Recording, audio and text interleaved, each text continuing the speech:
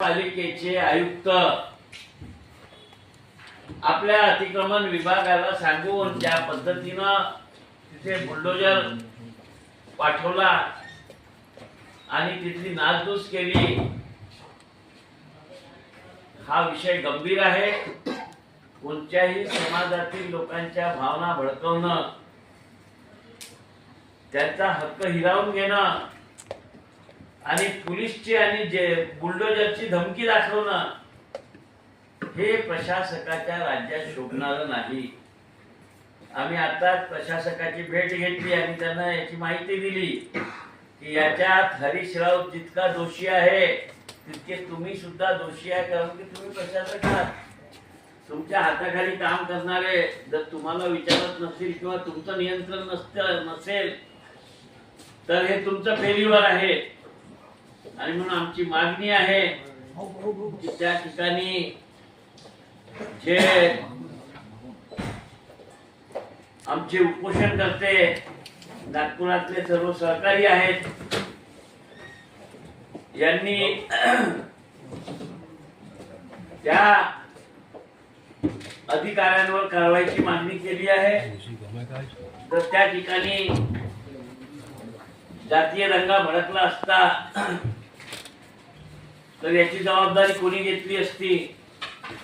आम्ही शहरातले जनप्रतिनिधी म्हणून लोकांना सामोपचाराने समजवलं, परंतु यांनी जे कृत्य घडवलं आहे त्याच्यावर कारवाई करण्याची गरज आहे.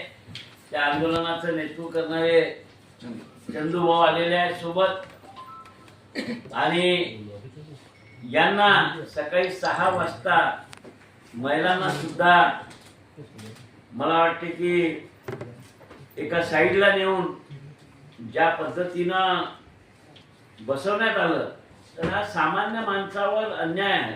यांनी काय असं कृत्य केलं होतं?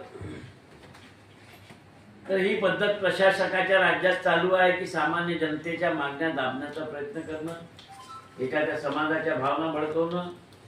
तर ही अशोभनीय कृती आहे. राज्य सरकारने या प्रशासकाला याचा जाब विचारला पाहिजे, ही आमचा विरोधी पक्ष म्हणून मागणी आहे. आणि या प्रशासकाने आम्हाला सांगितलं आहे की 25 तारखेपासून तर चौकशी करून आम्ही याची कारवाई करू. तर मला वाटते हा आमचा पहिला विषय होता. या विषयामध्ये जर त्यांनी संबंधित अधिकाऱ्यांवर कारवाई केली नाही तर येणाऱ्या दिवसांमध्ये शहरात जे घटना घडेल त्याला दोषी हा प्रशासक राहणार आहे. आणि प्रशासकाचं हे कृत्य मला वाटते की कोणालाही मान्य होणार नाही. आणि या संदर्भात आंदोलन करणारे चंदूभाऊ सुद्धा आपली काही भूमिका मांडतील.